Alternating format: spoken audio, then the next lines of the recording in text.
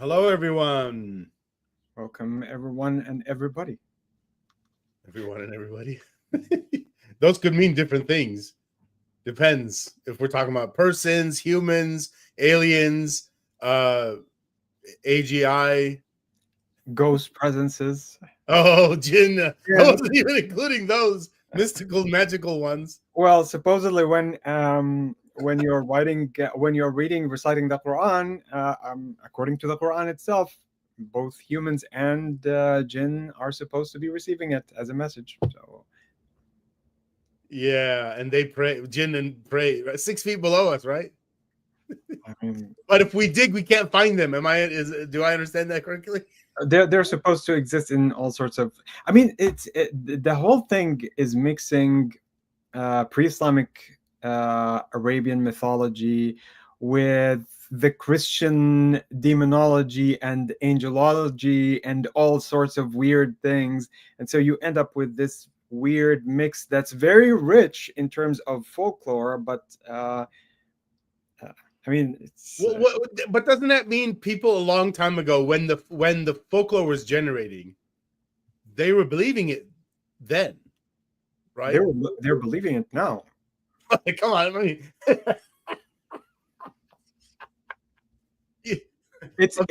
okay. I'm not making any sense right now. I guess what I mean is, maybe I should be asking this as a question instead of just assuming this is how it works. You know, when you sit down, if you're going to study something a little bit, you're gonna study a topic, and you're gonna start critically analyzing something yourself, right? You're gonna jot down the ideas that this theory is claiming is true, and then you ask questions like, well, to refute it, right? You know, can we dig and find them? And then you're also asking the person who's claiming the jinn, you know, can we find them? And they say, well, no, because they'll run away or whatever. No, no. That's not what they would say, especially in a Muslim context.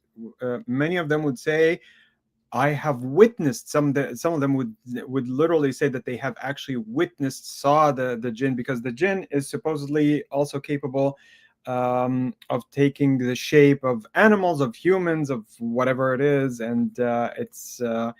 Do they say it that way, though? I witnessed the jinn, or do they say, I witness a phenomenon and the only explanation I have is jinn?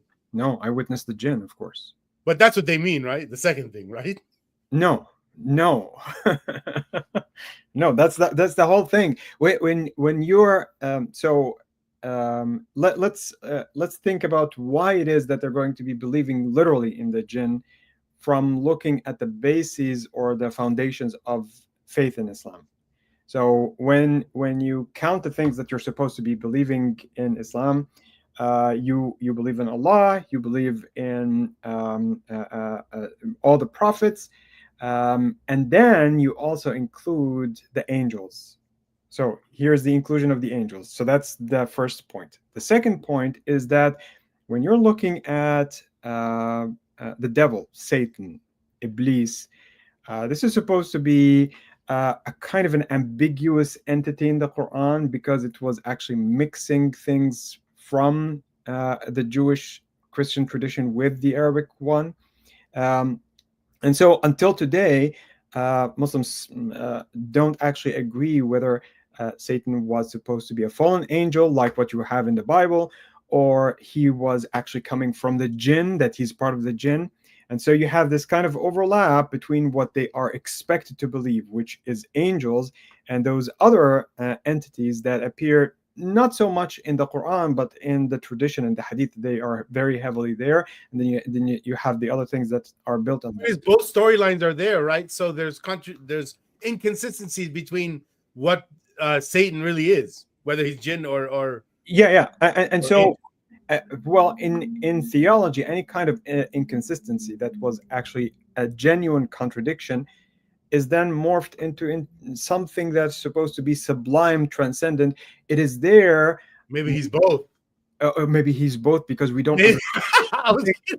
It's something that exceeds our understanding. That's the whole idea. Well, I can see them doing stuff like that just because it's easy to do. I don't know. We have that in physics. You'll have, in a sense, you know, light when we first understood light, I think we saw it as a wave. Then later we realized, sometimes it acts like a particle. It's neither, it's both, however you want to say it. Yeah.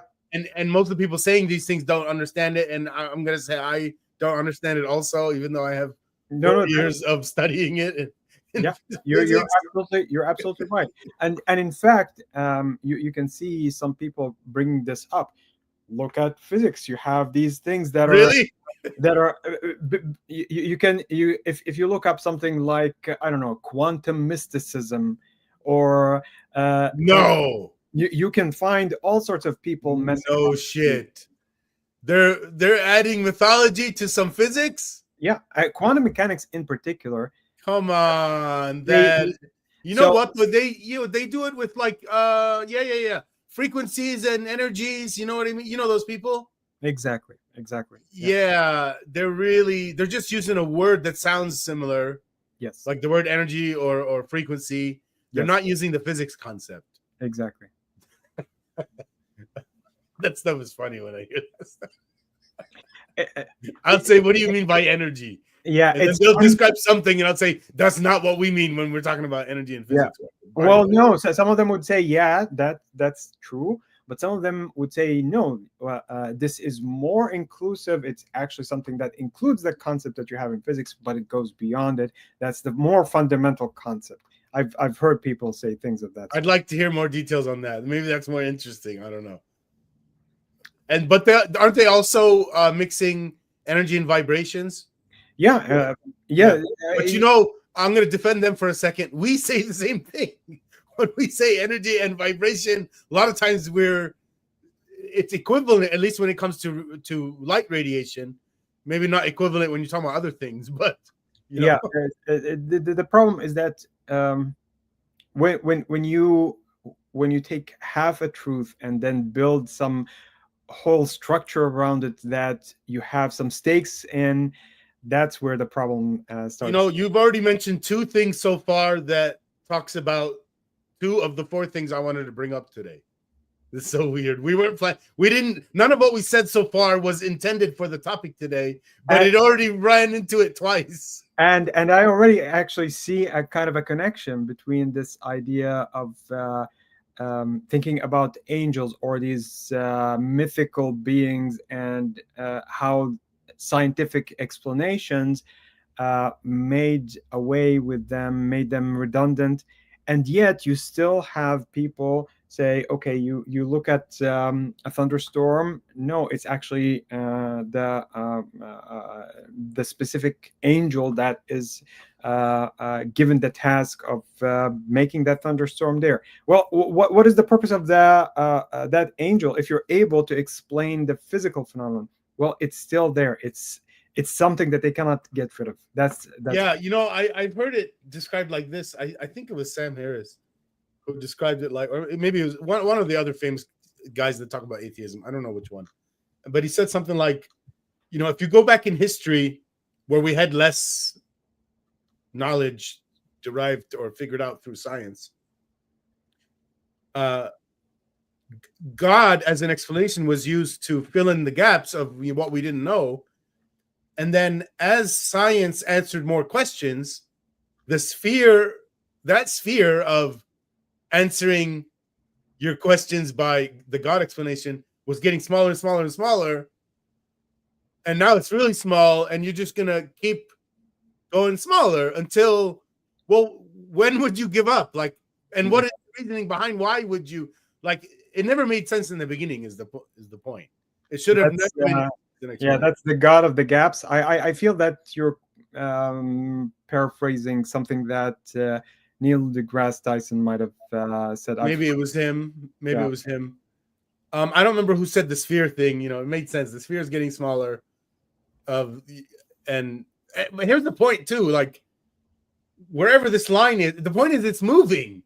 You can't use you can't use anything in and outside of this line. Yeah. And the thing about this, if you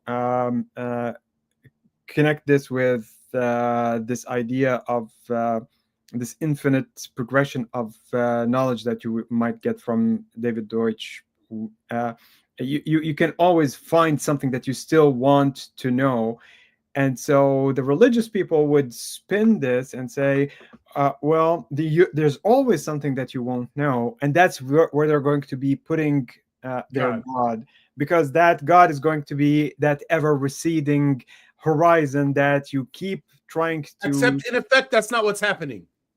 Well, in effect, it's you want to explain, in effect, what they're doing instead? Well, let me see what sort of thing, what idea do you have? Well, it's going to run into the very thing I was going to say next. Their methodology of I'll say what the science methodology is first, and then the opposing one and what they're doing. The science methodology is, you're guessing theories and you're ruling out theories, and evidence and experiment. That's for the purpose of ruling out theories, criticism, all that.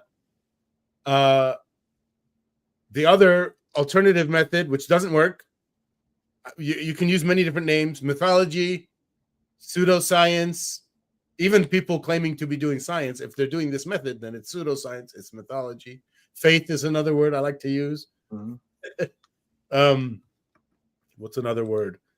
Or let me describe what it is. Other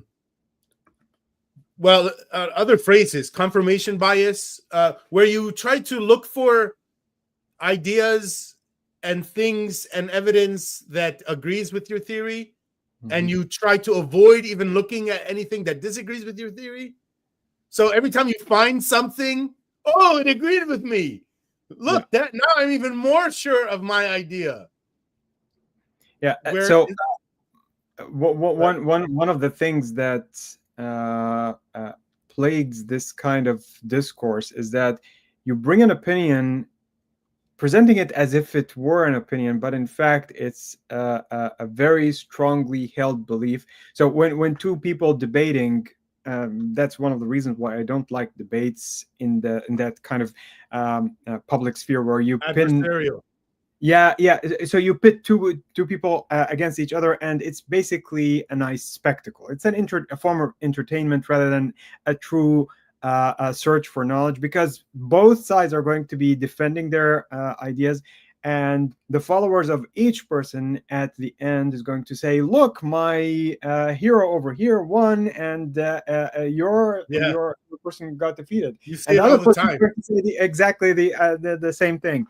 So those debates where people are trying to defend opinions rather than to seek truth, that's where the issue comes in. Yeah, what you said, they're trying to defend their opinion. Yes, it should be instead. This is not my terminology, but a gauntlet. There should be a gauntlet. We generate ideas and we run them through a gauntlet. Somebody's asking if they can call in, but we have some more stuff to talk about, and I don't know what they want to talk about. What should we do in this scenario? I don't know. I mean, let's see how things go. The name of the person suggests German philosophy. Oh, really? What's the name? About one term that has to do with being. So just to speak to him real quick, we'd be happy for you to call in, but we have some more stuff to talk about, and we're not really sure what it is that you want to talk about. We would like it to be relevant to these topics. Yeah, maybe to just put in a line about what sort of thing. Tell us what it is that you want to talk about, and the other part is maybe we wait a little bit, let us talk for I don't know, another half hour, and then we take callers or something, just to finish up what we had planned to talk about. Hopefully that's okay. So I was trying to say this methodology, I should have named it from the beginning. It has a famous name, and it's really old. Aristotle came up with it. I'll explain in a second, I guess, how the logic that he had. It goes by the name justified true belief as a name of the theory. And tons of things fall under this category without people realizing it. Like there's probabilities and stuff involved.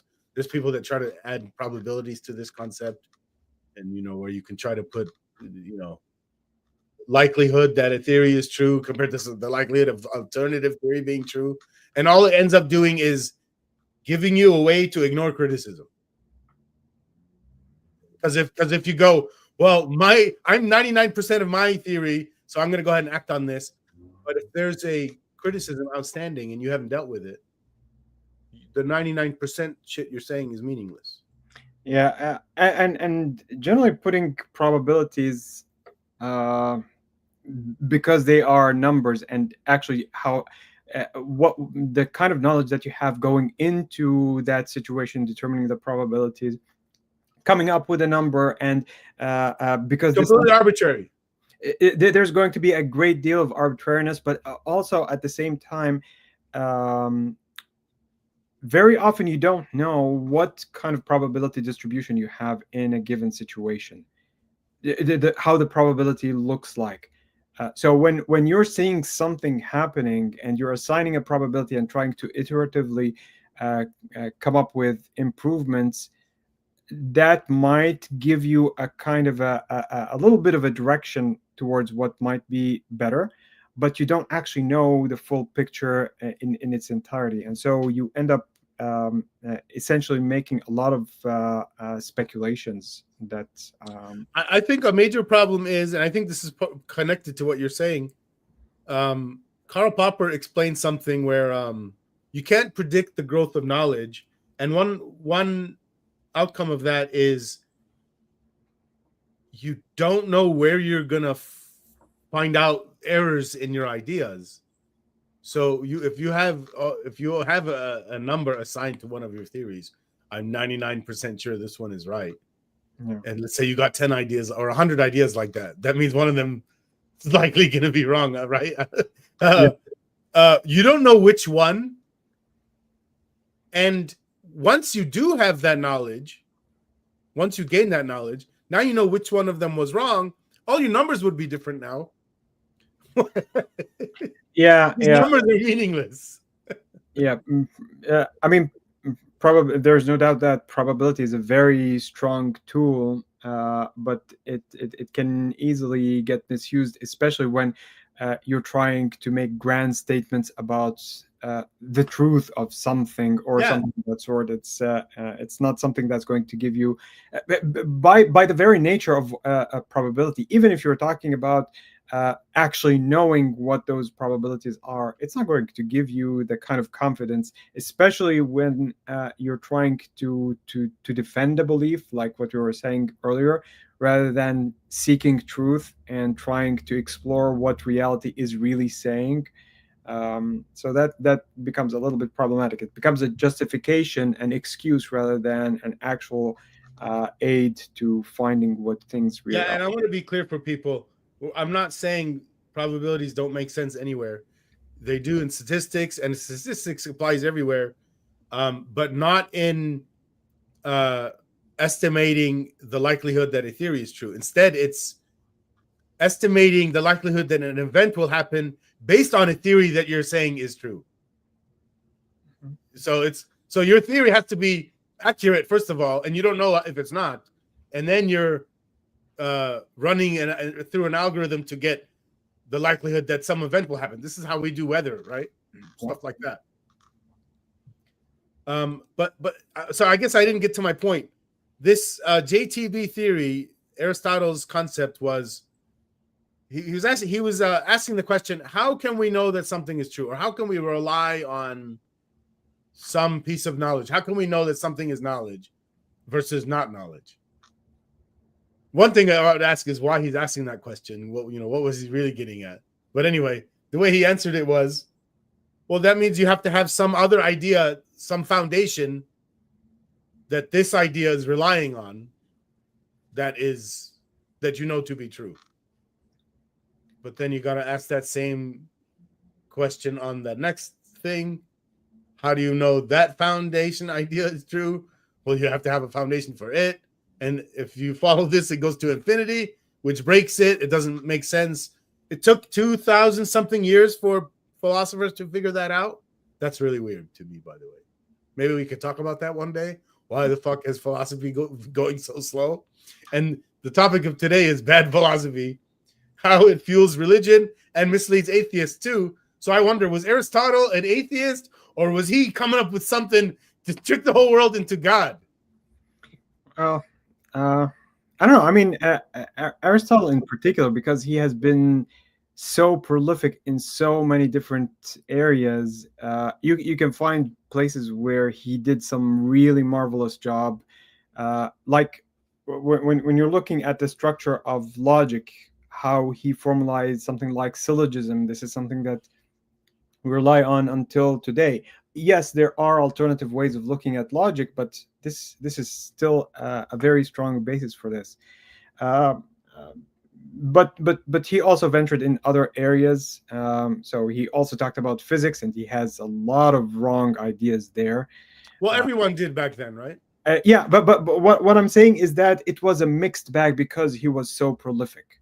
Is that true for everybody too? I mean, not necessarily. Aristotle, in particular, because he wrote in all sorts of areas, and he wrote. How would you describe Socrates in that way? Like, was he prolific or what? No, I wouldn't say that. I mean, did he stick to just epistemology? First of all, what we know about Socrates, because it comes through Plato, we don't really know what he truly said, assuming that he was a real person. But what we do know ventures into all sorts of areas that use a kind of a methodology rather than having a certain set of ideas. Like in the case of Aristotle, you have this kind of more or less pseudo or proto-scientific way of exploring things, but he relies so much on deductive knowledge rather than empirical true knowledge, and that was actually one of the reasons why the later influence that he had on Muslim and Christian theology was really detrimental, because of the fact that it's really thinking about things rather than going also to experiment and to try to extract things from nature directly. That we have a problem. Compared also to Plato, who came up with this kind of essentialism that things don't change. This is actually something that we really inherited from Greek philosophy that did have. Do you think Aristotle's fucked up philosophy contributed to Plato's retarded philosophy? Well, about the elements of things that don't change? I think that the idea of the elements and they being just irreducible elements, I think this is somewhat independent of the two of them. It seems to be something that was existing in the culture, and they just repurposed it. So let's help people understand the elements concept and what that did in people's thinking, including the people that were religious. Like it helped with the species concept, right?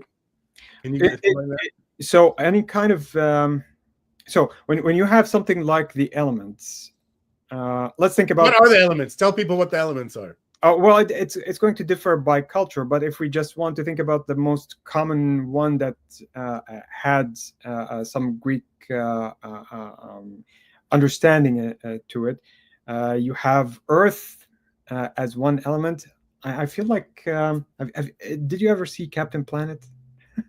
it's a kind of an animated silly thing from many years ago. Okay.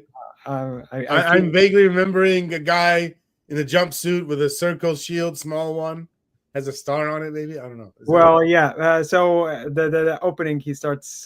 They start recounting the elements, and there's a. Oh, do they? Yeah. So anyway, let's finish the list. At least at this time, I guess first there was a concept of that there were elements, and then they were deciding what the elements were, and it was earth. At least in this time for the Plato's era, earth, fire, water, wind was one. Air, yeah. And then what was the fifth one? No, these are fourth. Earth, fire, water, air, or wind. There's a fifth one. And what were we in that, by the way? Are we were Earth or what? Well, you have all sorts of mixtures. So, for example, if you think about how they thought about medicine, you would have certain mixes and balances of these elements that need to exist, and so they Yeah, would. no germ theory yet, and we're not going to blame anyone. Germ theory is how new? What is it? 200 years old? Something like that, probably. I mean, it can extend a little bit before that if you start thinking about the initial ideas, but seeing the germs, knowing how they connect, doing experiments like what Pasteur did. This was just in the past. Well, that was like the first time it was getting away from mythological magic, right? No, I wouldn't Or say germ theory. What were they doing? I wouldn't say so. I mean, they did have some ideas about, for example, how alcohol is capable of sanitizing a region where you want to. Okay, but isn't that the same era where they would bleed people to get the disease out of you? Yeah. Until today, you can find people who would use leeches and who, including Muslims, Right. and in the Hadith, you can find places where they talk about that. Well, I guess they had the knowledge that the disease is in the blood, but it's a bad idea to get rid of the blood. Well, you have these different humors that are supposed to be mixing in certain proportions in the body. Is that like that's the elements concept? Yeah. But, maybe the elements concept or the logic of thinking in terms of that there are elements, it is something we also did, and then that's when they found atoms, right? Yeah, but here's where and we call them elements. We kept the traditional name. We call them elements. Yeah, absolutely, and we also borrowed from Greek tradition the idea of atoms. The word atom, as it was initially. How did they use it? Well, they thought that opposed to Aristotle's view, where matter was kind of a continuous. He speculated some kind of a kind of a primordial material that represents the entire or the basic kind of material, and it was continuous. It didn't actually. You can divide it up indefinitely. You can't get down to a smallest one. Yeah. As opposed to him, there was Democritus, which who basically speculated about atoms, and he thought that there is going to be a smallest unit that you cannot divide the material beyond. So that dude was smart, and that's ancient Greece, right? Yeah, and but notice here that it was Aristotle's view that persisted, and not only in Greek philosophy itself, it extended into the Christian and Muslim world, and it wasn't until people started making experiments in chemistry, looking at we're talking 1800s before they started realizing, so that's when they came up with the atom model. There's the nucleus, there's the electrons. Well, no, not quite yet. When you're talking about an atom, you're talking. They weren't there yet. You're right. That's when they were coming up with 100 different variations of the periodic table. Oh well, that also, they didn't know how to organize everything yet. That came with Mendeleev later on, but the idea of the atom at the time literally took the ancient Greek word and thought that this was going to be the smallest unit, and it was also, and this again is kind of a dangerous thing that comes from this idea of essentialism, that it cannot be divided. It has the essence of that element. And so talking about the atom as being made up of protons and electrons, that actually breaks this whole idea of essentialism when it comes to their. Yeah, it breaks a basic idea. I learned in physics this basic thing that you can have properties at one level, and there's other physics. I don't know how to say that. Other things, other phenomena happening because of the lower level, and they're totally different properties. Yeah, the So, emergent so properties. yeah. So in what they were figuring out in chemistry in the 1800s, seeing similarities between how various metals acted, and they kept seeing these trends. They'll see three different metals act a certain way that's similar to each other. One's a little bit faster than the other one in some chemical reaction. Maybe they produce a little bit different colors, but they see a trend, and they keep seeing many trends, many of them. But here's the point: when you break those things down into their smallest unit, an atom, but then if you break it down even more, it doesn't have those features. None of those features. Yeah, yeah, and there was a great deal of quantitative study to this, because looking at the proportions that you get in reactions, that's basically what led to the idea that there is something that represents a structure. But yeah, I think we're veering off into something that's a little bit more detailed. I think it was good though, but here's the point. So the concept that there are elements and everything's made of elements, the way they were thinking about it was there are things that I guess there's no they thought that it's going to apply to species. That's also what they did. Yeah. So in the case of species and speciation in general, people understood that there is some kind of a relation, a kind of a tree of life, but they considered those connections that you have between living things to be something that is not going to be caused by some kind of descent or some kind of an actual lineage, where the species are supposed to be immutable, as we talked about at the beginning. Immutable. Let's connect the dots for them. Why would it be immutable? Because, well, of course, a rabbit is that perfect, ideal organism for the rabbit environment, and the gorilla is the perfect, ideal organism for the gorilla environment, and so on. But then you look at basic stuff like you can go to an island and you'll see 15 different, slightly different birds. They're almost all the same thing, but a little bit different in some. Yeah, but here's the thing about it: that kind of observation of looking at those details at that level of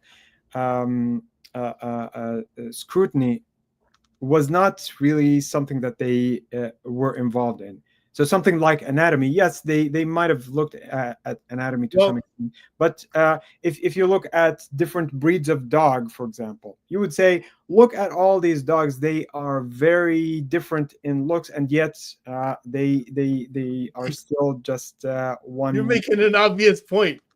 Not only did nature make a bunch of evolution, make a bunch of species for us, and I don't mean doing human lifespan or even human cultural span of a few thousand years, although that did happen. It's hard for us to see it though. But we did it to dogs. So if the elements concept is going to make sense for species, and there's only one species for every environment that needs that species, which would also mean none of them should have ever died, and we'll have no new ones. Yeah. Right? Unless there's some new environment, I guess. Oh no, that issue when it came to, for example, dinosaur bones, when they started seeing them in fossils, that created so much problems for the religious people, because first of all, is this a being that was not included on Noah's Ark? If so, what does that mean? It means, so they started speculating based on religious dogma. They said, well, one theory was that it wasn't only one flood, it was multiple floods where God annihilated everything and then started over.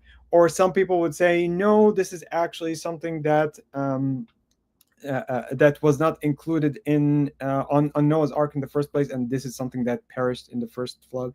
So all sorts of speculations that take the religious myth so seriously that you start bending whatever it is that you're observing to fit that. So this elements logic, and also Aristotle's prove your theory logic, and the God of the gaps logic. So another one where they're using, I think what they're doing is they're taking their philosophy, which also now already has a lot of godness in it, okay, and a lot of God motivation too.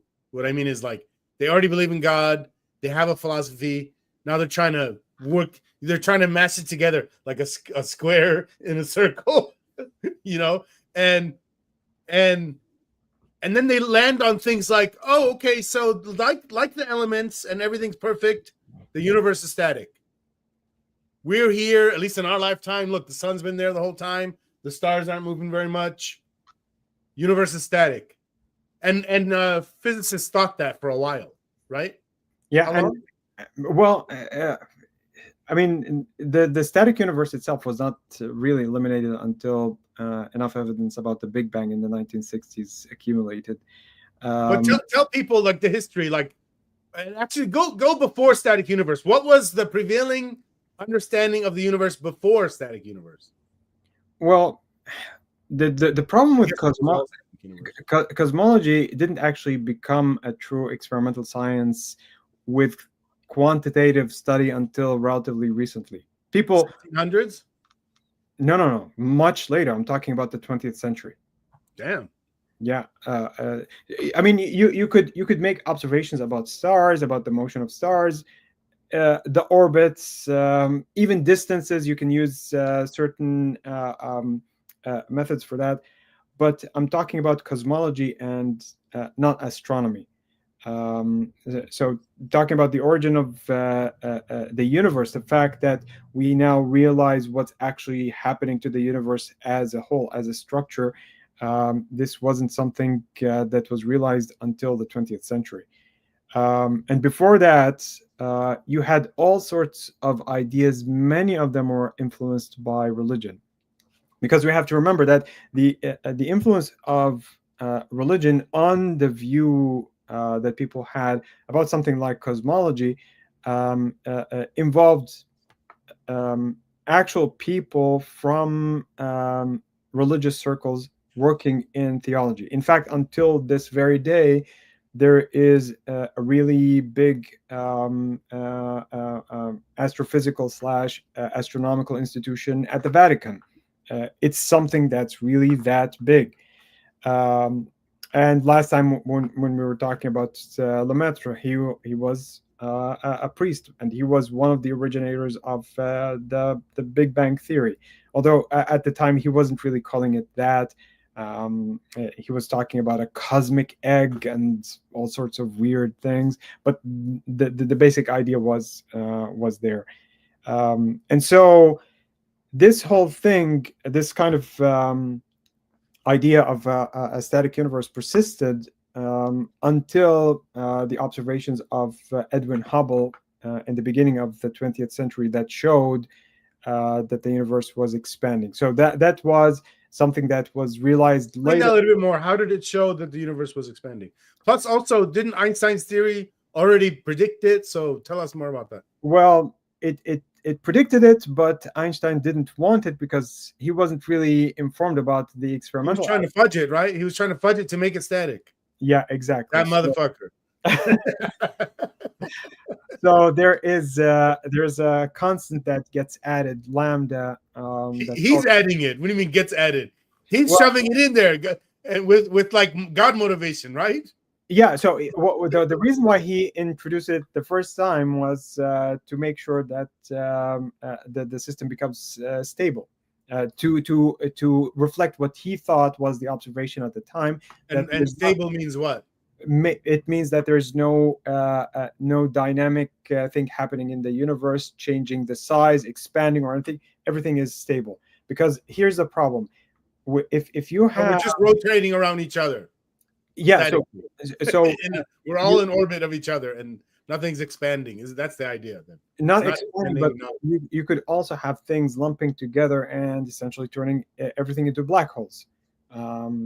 Or yeah, I get what you mean. Where it's the same size, but it's redistributing, going into black holes, which happens a little bit already, but it happens, but it's also expanding. but you can have it as a kind of an extreme where everything collapses into black holes, and there are scenarios that discuss that.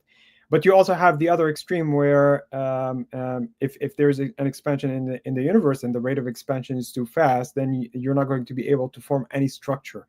No galaxies, no planets, nothing. So a static universe seemed to Einstein to reflect what we're actually observing. And it wasn't until Hubble, which was actually, it came just a few years after Einstein's relativity. And what did he show us? So the observations that he made, and this was a pure observation, was that it appeared that all the galaxies are receding away from us, which seemingly puts us back again at the center of the universe, which is contrary to the whole revolution that... Is that to do with like a redshift, something like a Doppler effect? Yeah, exactly. So So that's something you want to explain real quick? How we saw that the galaxies are getting further away from us? well, It's like, maybe if you can think of it, tell people like this, like if a siren comes towards you and then passes you, the frequency of the sound is changing, right? It becomes high pitch. yeah. And that same thing is happening with light. The light goes towards not red, I guess, towards which side? Funny, we were actually talking about Doppler shift today in lecture. Were you? Yeah. Were you? Well, isn't everything connected like that? Yeah, That's so why I love physics so much. let me just very briefly give an explanation to this. If you have a source of light that's emitting a certain light towards you, and looking at the structures that you have on Earth, you can actually infer what kind of composition you have from the spectrum that you get from an object. So what we do is we generalize the idea and say those same chemical elements that we have over here are the same chemical elements that you have in the stars, and so the spectrum should be the same. If you look at the spectrum, what you see is that the structure is the same, but it's shifted. And here we're not talking about individual stars; we're talking about galaxies. Because if you want to look at the larger structures, you won't be able to distinguish stars anyway. We don't have the resolution for it. The whole galaxy looks like a dot. Yeah, and so what's happening here is that this spectrum. Imagine that you're looking at a window showing you a scenery, and then imagine that you take the entire scenery and shift it by a certain amount. You're going to still have the same relative location of the different structures in that spectrum, but the problem is that it's now shifted. And the only way that you can have this shifted is if the object is moving. Either going away from you or coming closer to you. Yeah, both of them will produce a shift in opposite directions. And the point is, every galaxy that we look at in the universe is moving away from us. There isn't one moving towards us, except maybe one, right? Well, it's not that. Let's say that on average, that's what you're going to be seeing, because there are internal structures of galaxies, galaxy clusters, that make things a little bit more complicated. But yes, on the whole, you're seeing that things are receding away from us. Some are moving closer just by chance of some stuff moving closer. But on average, everything is getting further away. Yes, exactly. Where if you take that another billion years or 5 billion years, everything is going to be so much farther away. Not that it matters too much, because the way we see it now, to travel there would take, 5 or 50,000 human generations to get to any of these stars. Well, it depends on how far you're talking about it, but yeah, the closest star would take 4 years, right? 4 years at speed of light. Well, that's ambitious also. You mean the speed of light? Yeah. We can't reach the speed of light. Time will stop. We would become fat asses, and we get really small. What is it? Well, it's impossible to actually to get to the speed of Yeah, light, we can't. because the problem is that as you're increasing the speed, the mass keeps increasing, and when you actually hit the speed of light for an object that does have a mass, the mass becomes infinite. Yeah. And I was joking, by the way. It literally cannot do this. Although people are theorizing other things, like we would jump space, not travel through. And I don't know what any of that means, by the way. Yeah, so That sounds like Star Trek to me. So in any case, we're branching way too much here. No, it's fine though. I'm fine talking about the physics because it's relevant. Because we're talking about how the bad philosophy informs the physics, and in reverse. And the next one to say is, so people either were thinking they already believe in God and they're supporting that belief with the static universe. And you can tell they're doing this because a lot of people were against the Big Bang concept because they thought that meant it goes against the God theory of the static universe. But then after that, people didn't realize, hey, all you got to do is spin it a little bit. Big Bang implies God with the creation event. Yeah, and so if you go look at the beginning of the book of Genesis, and also if you twist a little bit some of the text that you have in the Quran, you would say, well, it seems that the Big Bang is the answer. That's the proof that there was an act of creation. When in fact things are much more complicated. People think that the Big Bang is the beginning of the universe. The Big Bang really is, from our perspective, the point where the current theories that we have right now, quantum mechanics and general relativity, basically break down because they have to be mixed together. That's basically what the Big Bang is. In any case, so back to the original point, and so evidence started accumulating until in 1965, the background radiation that was expected, that was predicted by certain models of the idea of the Big Bang, was physically detected. So let's tell people what that is. Background radiation. So we're saying if there was a Big Bang and the whole universe expanded from a single point, we're saying we should be able to detect the radiation from that point, right? Because we're in it, right? Yeah. But it's diffused. It's diffused, right? But it's coming from all directions because it's an event that involved the entire space-time. Yeah. Does that have anything to do with the TV when you turn on the TV and you see static? Yeah. So 10%, about 10% of that static that you actually see is basically coming from that afterglow. The other 90% is our bullshit in the air. I mean, there are so many different phenomena that cause the static. But the original static that was initially discovered in 1965 and got a Nobel Prize for it. They were working at Bell's laboratories, and they were essentially trying to develop an antenna, and got that static, and they started trying to eliminate it. There were 2 pigeons that were discovered in the antenna, and they thought that the pigeon droppings were actually responsible for that. The pigeons were moved and then come back, or they were eliminated, or something of that sort. I don't remember exactly the particulars, and the static was still there. And it was only then that there was a connection that was made with this earlier prediction about having some remnant radiation. It was on the order of 5 Kelvin, and the actual radiation that was detected was about 2 point something. So it was on the same order of magnitude. So 5 Kelvin. Let's tell people what that means. So we're sitting here at like 270 or 290 Kelvin. Yeah, about 300. Yeah, more or less. 300 Kelvin.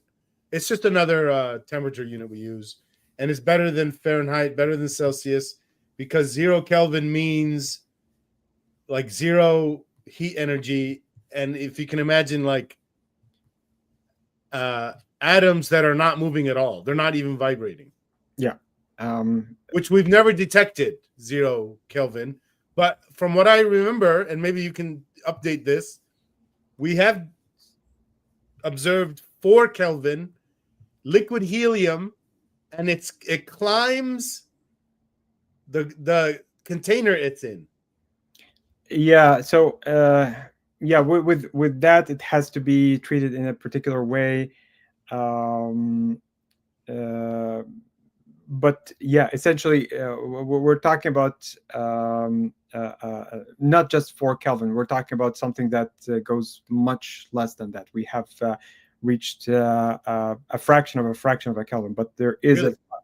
there are laws in thermodynamics that prevent us from reaching it anyway. Reaching 0? Yeah, in any case, if you want to think about the actual quantum level, it's not possible to create a situation where you have 0 Kelvin. Explain that to me. I don't know. Okay, so if you want to think about the atoms as just regular balls that are moving under the effect of thermal agitation, their average kinetic energy can be calculated very easily. It's going to be proportional to the temperature measured in Kelvin. But if you go down to the quantum level, because of the fact that you have the uncertainty principle, you'll never ever find an atom that's actually standing still. Not an atom. It can only be in the lowest level, which isn't 0. Yeah, so you're always going to have an energy that represents the ground state, and you cannot go below it. What does that imply for physics in general, then? In what sense? I mean, I don't know, like, because I've never heard that before. So it's like you're telling me 0 can exist. That's, it reminds me of, like, I don't even understand. A lot of times I get mixed up with, like, even what infinity is, because we use the infinity concept for all sorts of things, and it's not even really infinity. It's a math concept that helps us understand something. Like when we talk about a reservoir, let's say a body of water, and we treat it as a reservoir, we're treating it in the math as if it's infinite water. It isn't, but it's good enough for our math purposes, right? So this thing you're saying here, you're telling me, just like there isn't an infinity, there isn't a 0. Yeah, I mean, it's multiple things from that quantum mechanical point of view, but there's also thermodynamic aspects that are related to it. Well, we have a question from the same guy. By the way, do you know how to pronounce that? Well, that sounds like design. So, can you talk about the Hubble constant and why it changed historically? Okay, so right now, actually, at the time that we're recording this, there is a tension. It's called the Hubble tension, because there are 2 different ways of measuring the Hubble constant, which essentially tells you, based on the distances that you're seeing, what kind of rate of expansion you have. We're getting different measurements that don't quite agree, and it's a big thing right now in cosmology, and some people are thinking that it might be leading to new physics. Some people are thinking that it's an issue of improving the instrumentation that is being used for the measurement. But it seems that there's something more than improving. I don't understand any of it, and I keep hearing terms like dark energy and dark matter. What is it? Dark energy supposedly is the thing that's pulling the universe out. So wouldn't that be involved? Well, dark energy is exactly what people consider now to be that constant that Einstein introduced into the equation of general relativity, or rather, it's a kind of a generic way of talking about that constant, because we call it dark because it's not interacting with light, but we also have a lot of unknowns about it. So the rate of expansion of the universe, if you have a constant rate of expansion of the universe, then you're going to have a constant Hubble constant. But according to what we know so far, in 1998, it was discovered that the universe is actually accelerating the rate of expansion rather than just having a constant rate of expansion. And so the Hubble constant is going to keep changing. It's not going to be a constant anyway. I'm not sure if that's what the questioner was asking, or if they had something in particular. So the same gentleman would, and by the way, I don't know if it's a guy or not. I don't know that name, if it's a girl's name or not. He's saying he would like to defend Islam. Is that something you would like to do? Maybe that's something we're supposed to be doing, letting people come on and do that. Yeah, but I'm not sure. We didn't really say anything to defend against today. Yeah, it's totally unrelated to our topic. I mean, is there something? Do you want to let him on, or do you want to ask more questions first? I mean, we're almost near the hour. I don't know. We can go either way. Yeah, we do have a little bit more to talk about, and then I have a hard. I gotta leave like in 23 minutes. So, okay. Here, let's just see.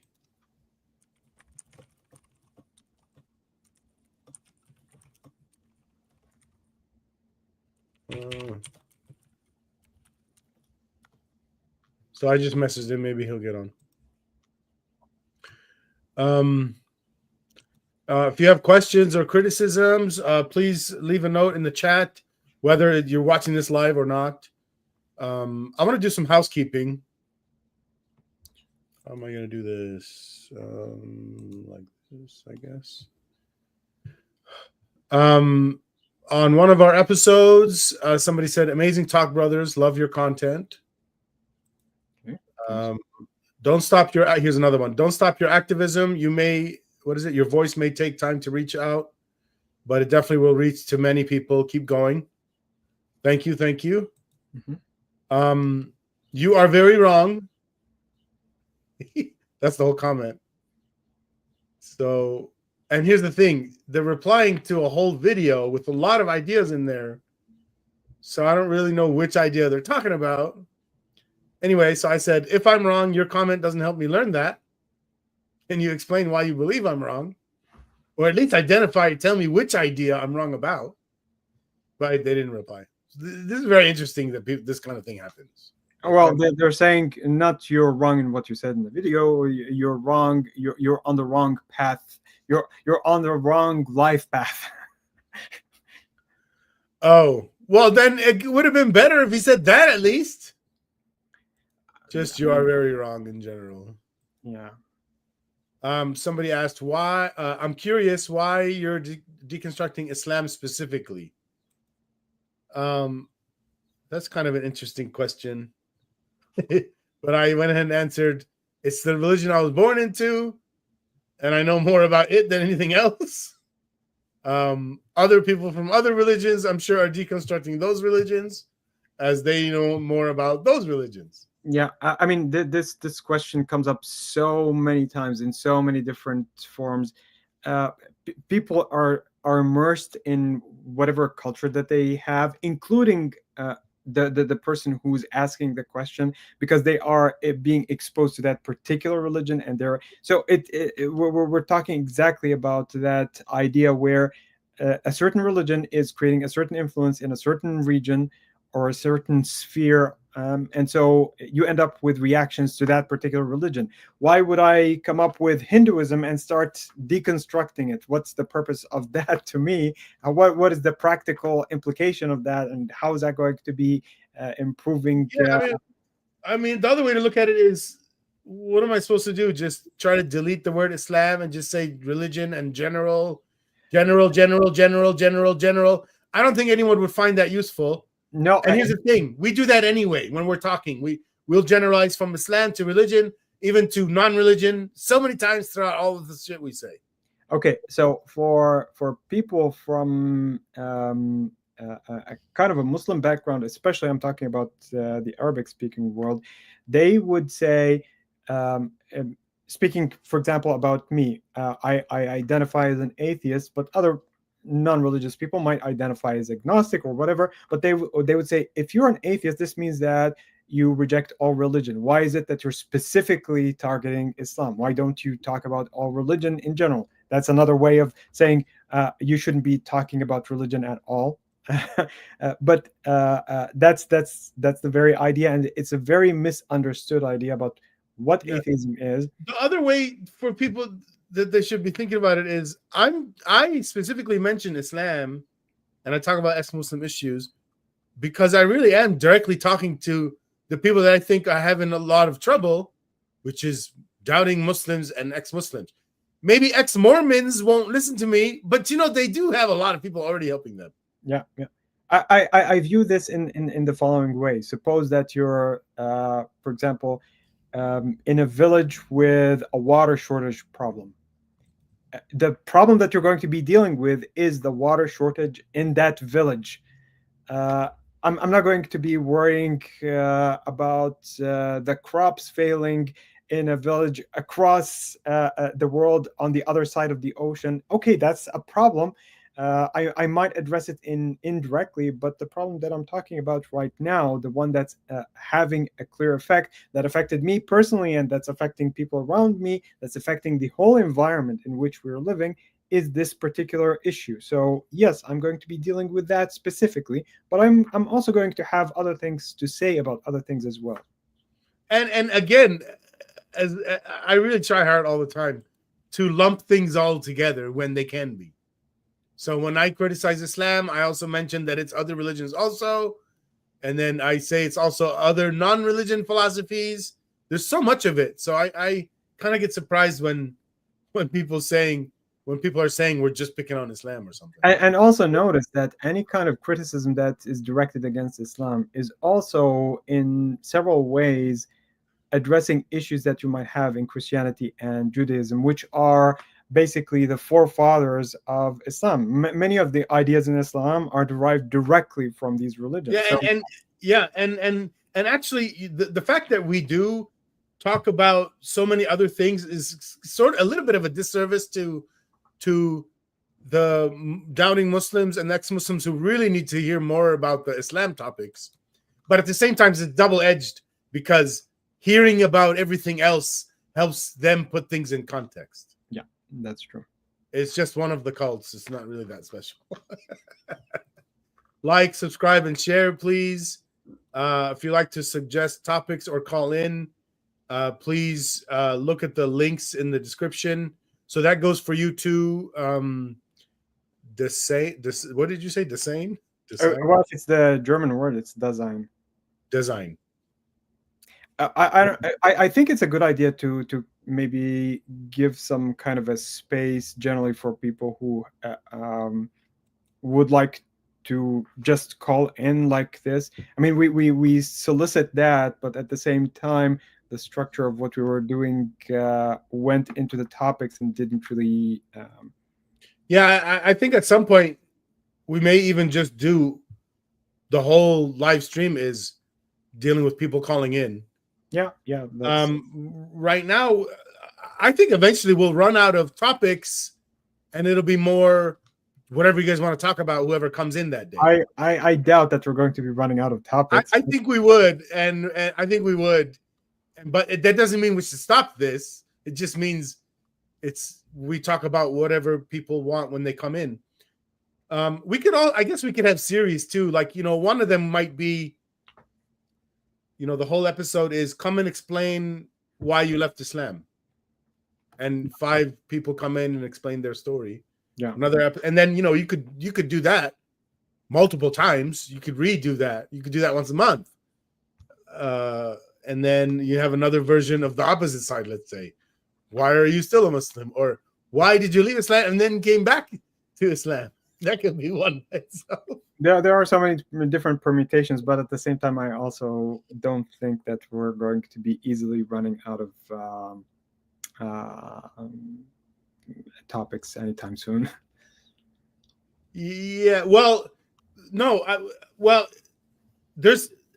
I like the structure of what we do here with these topics, but it doesn't leave room for people to talk with us. And I kind of think maybe that is more important. Or I don't know how to say that. I do think it's good. We did 19 episodes of us saying our philosophy. Okay. We need to talk to people more. If we had never done these, it would be harder to do that. Now, if we start switching gears and talking to people more, when we need to, we can be like, hey, go watch episode 1 or go watch episode 3, the first 13 minutes, and then come back. Something like that. Yeah, it's possible, but it wouldn't hurt also sometimes to have to set aside maybe, I don't know, 15 minutes or so. In the front or the end? I don't know. If we want it to be relevant to what we're talking about, then maybe somewhere in the middle. In the middle. So let's say we planned on talking for 45 minutes and then we do 15 minutes of them calling it. Yeah, maybe something like that. I see many people. We do it ritually where no one has to think. It's every single time there's a Q&A in the 15 minutes in the last hour of yeah, something. We want to train them too, is the point. We want to do it every single time and never change it. We should have been doing that before. And why weren't we? Because I guess we're waiting for people to show up. Yeah, I mean, it's an issue of audience, but at the same time, I think the momentum of the topics usually takes over, and we have certain ideas that need to be talked about. If we just remember the first 12 episodes, we were so jam-packed with stuff we were saying. We were always running out of time. We weren't even trying to speak to anyone. So I guess maybe it made sense for there it didn't work. But now it's slowing down. Like we made this one, we finished it kind of quick. Now the rest of these won't be as busy. Unless we try to tackle another big topic again. But it seems no, not necessarily. But the topic that we started even to begin with is still very rich, and there are many things that can be said about it. Anyway. Yeah, but we weren't, because look, the first one was a 5-part series. Yeah. That's how long it was. I couldn't, and then the second one was 7-part series. But then everything after that was just one little episode where I think it could have been easy to fit in 15 minutes of talking. Yeah. But there's logistical issues too, because is it just as simple as the last 15 minutes? I give them the link in the private chat. And that's it. They come in. I'm not. And that means we get anybody. We can get somebody who's trying to ruin our channel. I guess, but this is the kind of risk that people usually take when there's an option for calling in. Yeah. All right. One last thing. Uniting the Cults first anniversary live stream. June 14th, 2025. That's 2 months from now. 10 a.m. Central Time, 3 p.m. Standard Time. What is that? Universal. What is UTC? Universal. I don't know if anyone uses that, but I didn't want people to fuck up the CDT, CST, or whatever. Mariam Namazi will be with us. Wissam Sharafuddin also, and Apostate Alauddin. And I'm not sure. And actually, maybe Zara K. I haven't gotten confirmation yet. It's going to be long. And I'm not even sure about Usama yet, whether he'll be on there. Yeah, we'll see. We'll see. And yeah, it's going to be really good. It's going to be 4 or 5 hours long. The first hour we'll be talking about the goals of uniting the cults, the progress we've made over the past year. And then I'm going to open up to discussion for the guests to help me develop next steps going forward. That'll be the first hour. The second hour, I'll be talking with Mariam. The third hour with Wissam. The fourth hour with Apostate Alauddin. If Zara K comes on, then I guess there'll be another one tacked on the end. I'm also trying to get my mom to get on here to talk about her paintings. Not really sure exactly where that's going to fit. I don't know how this day is going to go. It's going to be a long day. Yeah, well, I mean, if that happens on that same day, that would be great. But that also needs some dedicated thing. Yeah, it wasn't going to be the full-fledged, but just to start talking about it. I don't know. Maybe it's not time yet. I don't know. She is finished with the recent painting she made. All right, so let's go ahead and stop here and let's stay on for a couple of seconds, Usama. All right. Yeah. Bye, everyone.